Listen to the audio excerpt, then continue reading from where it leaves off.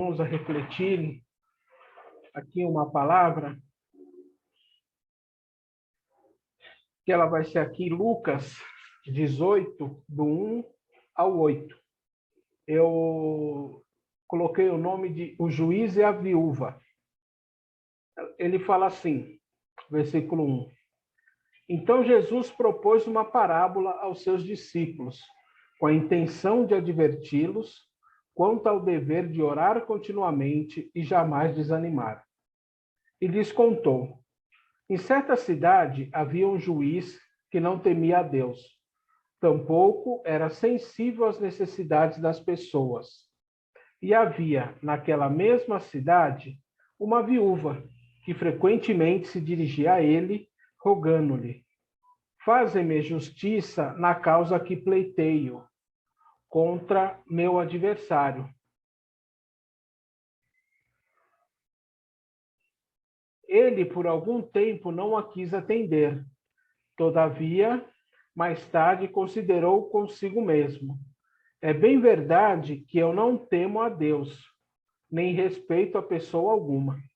Contudo, como esta viúva me importuna, farei justiça a ela, para não acontecer que, por fim, venha me aborrecer ainda mais. Então concluiu o Senhor: atentai à resposta do juiz da injustiça. Porventura Deus não fará plena justiça aos escolhidos, que a ele clamam de dia e de noite, ainda que lhes pareça demorado em atendê-los? E eu vos asseguro, ele vos fará sua justiça e depressa. No entanto, quando o Filho do Homem vier, encontrará fé em alguma terra? Deus de misericórdia, eu te peço, em nome de Jesus, que não seja o Luciano a falar, mas que seja o teu Santo Espírito, Senhor, assim como em Isaías 44:3, que eu acabei de ler, Senhor.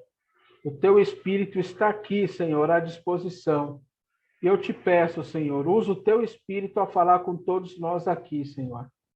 Esse esboço aqui, pode jogar fora, Senhor.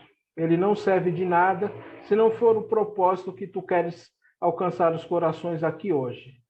É que eu te peço, eu te agradeço em nome de Jesus. Amém. Amém, irmãos. Por quanto tempo, né, eu começo a refletir, essa viúva pediu ao juiz que julgasse a causa dela. No texto não fala, mas foi tempo suficiente para que ela enchesse o saco do juiz e o juiz atendesse. Nós, enquanto filhos de Deus, nós não precisamos fazer isso com o juiz injusto. Nós não precisamos fazer com que o juiz injusto nos ouça, porque o nosso juiz é justo. Mas, se nós formos para 2 Pedro, né, 3, 8 e 9, nós leremos assim: mas, amados, não ignoreis uma coisa, que um dia para o Senhor é como 1000 anos, e 1000 anos como um dia. O Senhor não é tardio a respeito da sua promessa, ainda que alguns homens a tenham por tardia.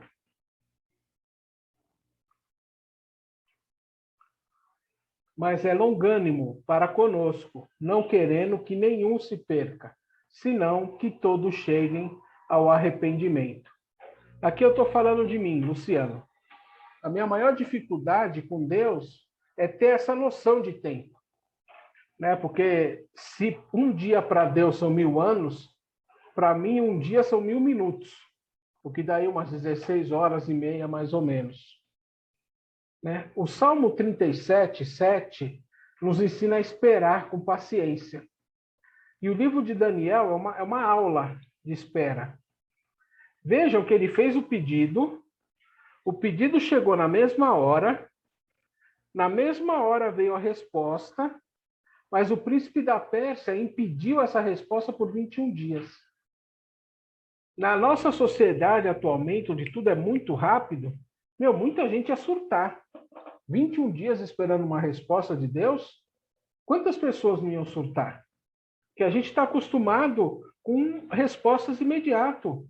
Você manda hoje um WhatsApp para uma pessoa, se a pessoa demorou 10 minutos para te responder, você já acha que ela está brigada com você. Entendeu? Você postou uma foto no Facebook, é engraçado, às vezes eu fico 2, 3 semanas sem entrar no Facebook. E aí, quando entra, aí que eu vou ver um monte de aniversário atrasado. Aí eu pergunto, você aceita parabéns atrasado? Eu acho que muita pessoa fala assim por educação. Mas, na verdade, eu acho que elas queriam me matar. Entendeu? Porque está muito assim o tempo hoje em dia. Né? E, hoje, e aí, quando a gente fala que uma pessoa é bem, mas bem paciente mesmo, né? A gente fala que ela tem a paciência de Jó, né? A gente não fala que ela tem a paciência de Buda, a paciência de Maomé, ou de algum outro qualquer, mas de Jó. Por quê? Porque era um cara que tinha tudo, perdeu tudo, manteve a sua fé, tinha 3 amigos da onça, né, que ficavam enchendo o saco dele, e mesmo assim, a fé que ele tinha em Deus era inabalável. Mesmo que depois ele teve o conhecimento mais profundo de Deus, mas aquele conhecimento numa linha mais rasa, né, de Deus, já não o fazia tropeçar, né? Eu ouvi uma frase essa semana que fala assim: o cristianismo no Brasil, a quantidade de cristãos é como um oceano. Só que a profundidade dos convertidos é como de um lago, né? Por quê? Porque a própria situação hoje em dia está muito mais fácil hoje em dia. Hoje em dia você consegue, eu tenho acho que umas 5 ou 6 versões de Bíblia no meu celular. Antigamente, para você ter 5, 6 versões, você tinha que carregar 5, 6 Bíblias. Isso torna, às vezes, as coisas mais fáceis, né? Agora, voltando à viúva. Ela pedia dioturnamente, né, que o juiz fizesse o trabalho dele. Era só isso que ela pedia. Mas o juiz não era temente a Deus. Aliás, pela leitura que eu fiz, eu acho que ele se achava maior do que o próprio Deus. Quanto aos outros homens, né, que ele julgava a causa, coitado deles. Eles eram a mosca do cocô do cavalo do bandido. Não sei se alguém já ouviu essa frase, né? Mas ela queria justiça. Essa viúva, ela clamava por justiça. E ela fez pelo caminho certo, importunando quem podia resolver. E eu e você que clamamos por justiça para nós e para os nossos, né? Porque eu oro, aqui eu tenho esposa, eu tenho 3 filhos, eu tenho pai, tenho 2 irmãs. Então, quando nós vamos orando pelos nossos, né? Pela nossa tribo, vamos dizer assim, né? E nós fazemos isso pelo caminho certo. Então, a gente tem que pedir dia e noite para o juiz das nossas causas, né? Mas só que eu imagino que alguns de nós aqui na live devem estar pensando assim: pô, Luciano, está demorando, está difícil. Eu acho que eu vou trocar de juiz. E aí eu respondo para você: será que vale a pena? Porque assim, quem acompanha as séries de televisão onde envolvem júri e juiz, você vê o tempo que demora uma decisão. E, às vezes, uma tecnicidade à toa pode pôr tudo a perder. Um juiz da Suprema Corte Americana, que seria o equivalente ao nosso STF, ele falava assim, ele é falecido, eu não lembro o nome dele, mas ele falava assim: um juiz que nunca deu uma sentença contra a sua vontade, ele não era um bom juiz. Ou seja, você está vendo, o cara é um bandido, o cara está na tua frente, você sabe que o cara é bandido, mas você não conseguiu provar. Você não tem legalidade para poder condenar. Então, se o juiz ele condena mesmo assim, ele está errado. Qual é o certo? É o juiz. Infelizmente, o juiz vai e liberta. E aí depois, aí a polícia se vira e tenta fazer o que pode fazer. Porque não adianta só você estar certo. Você tem que fazer o que é certo. Quer um exemplo clássico aqui no Brasil? Aposentadoria. Quantos advogados falam que conseguem um jeito de liberar a aposentadoria? E depois dá uma dor de cabeça para quem recebe, e aí dá algo errado, você vai falar com o advogado, aí o advogado fala, não, mas eu avisei que era difícil, mas que às vezes podia dar algo errado, entendeu? Agora você vai ter que se virar. Sabe?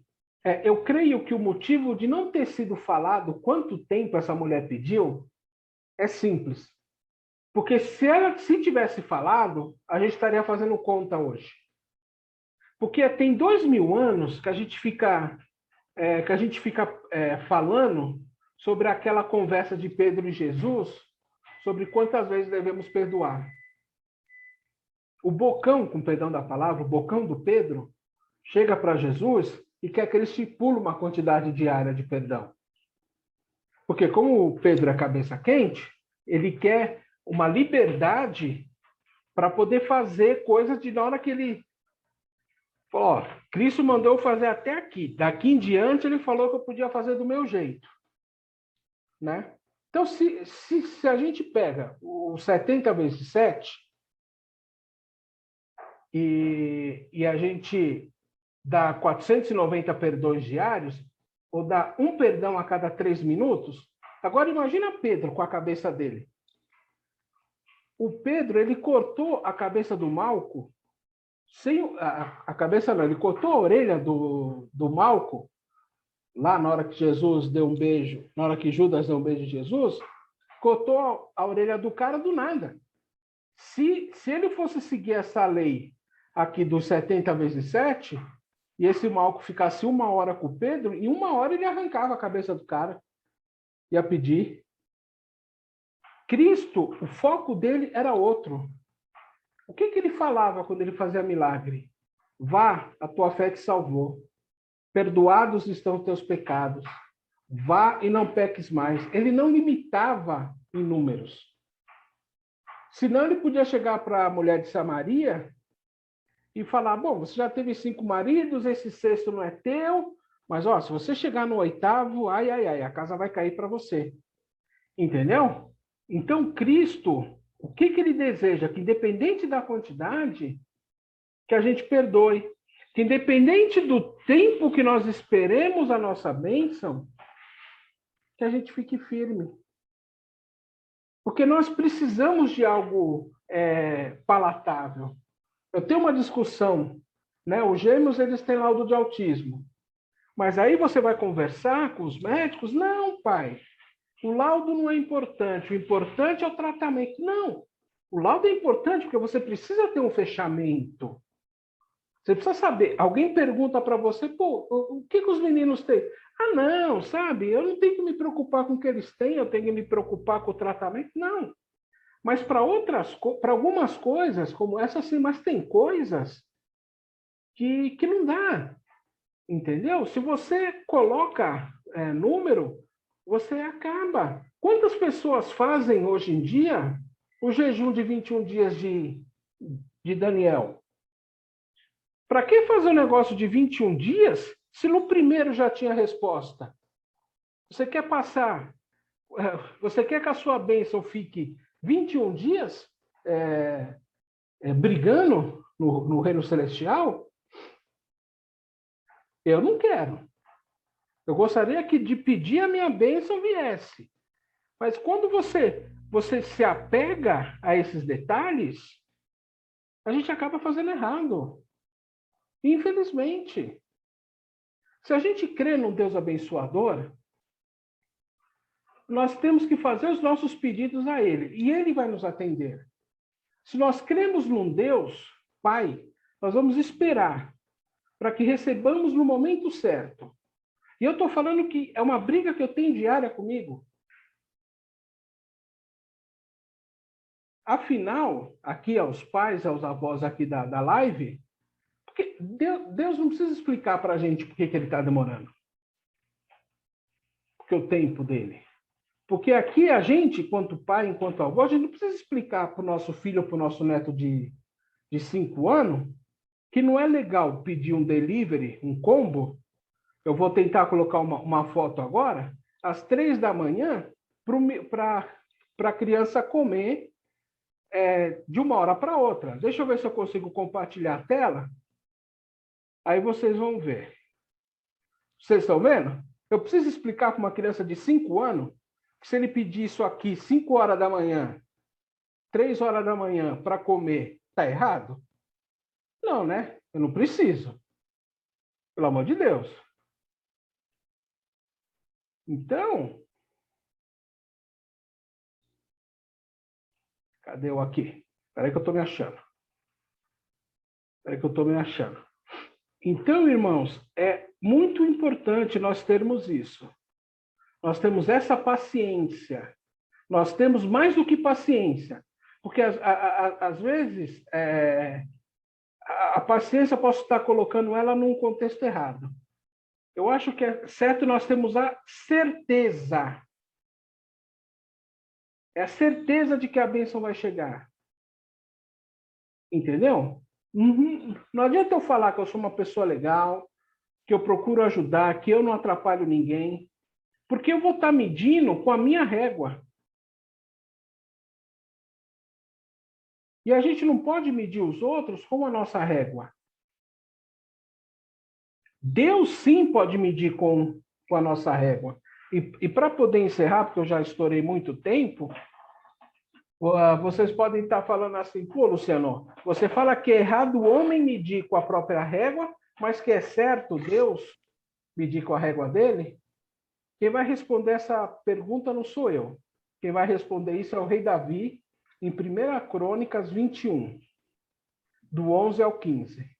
Assim Gade veio até Davi e disse a ele, assim diz o Senhor, escolhe para ti ou 3 anos de fome, ou 3 meses para seres destruído diante de teus inimigos, enquanto a espada dos teus inimigos te supere, ou ainda 3 dias da espada do Senhor, a saber, a peste na terra, e o anjo do Senhor destruindo ao longo de toda a costa de Israel. Agora, portanto, aconselha-te de qual palavra trarei de volta aquele que me enviou. E Davi disse a Gade, estou em um grande aperto, que caiamos agora na mão do Senhor, porque muito grandes são as misericórdias, mas que eu não caia na mão de homem. Assim o Senhor enviou peste sobre Israel, e ali caíram de Israel 70.000 homens. E Deus enviou um anjo a Jerusalém para destruí-la. Enquanto ele a estava destruindo, prestem atenção nisso, o Senhor olhou e se arrependeu do mal, e disse ao anjo que destruía, basta, detém agora a tua mão. E o anjo do Senhor se pôs de pé junto à eira de Ornã, o Jebuseu. Vocês acham que se Davi tivesse escolhido cair na mão do homem, algum rei ia se arrepender? O homem se arrepende? Quando o homem tem a possibilidade de fazer justiça com as próprias mãos? Não. Então, queira sempre cair nas mãos do Senhor. Procure sempre cair nas mãos do Senhor e espere nele. É difícil? Muito. Tem hora que o joelho está calejado, tem hora que a lágrima cai, mas mesmo assim, confia no Senhor. Amém? Desculpa pelo avançar da hora, pastor.